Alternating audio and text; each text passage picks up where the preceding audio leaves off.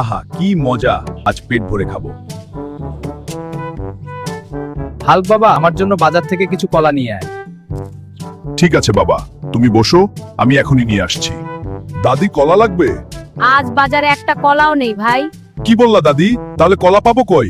আরে হালকু, কলা নিতে হলে আফ্রিকার জঙ্গলে যেতে হবে। আফ্রিকার জঙ্গল? বাবার জন্য হলে যেতেই হবে। অপেক্ষা করো বাবা, তোমার কলা আমি পৃথিবীর যে কোনো জঙ্গল থেকে এনে দেব।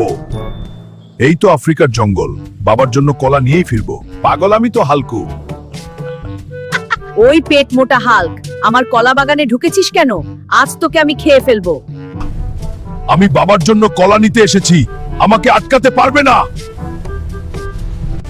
এই বাগানের শক্তি আমার জাদুতে বাঁধা।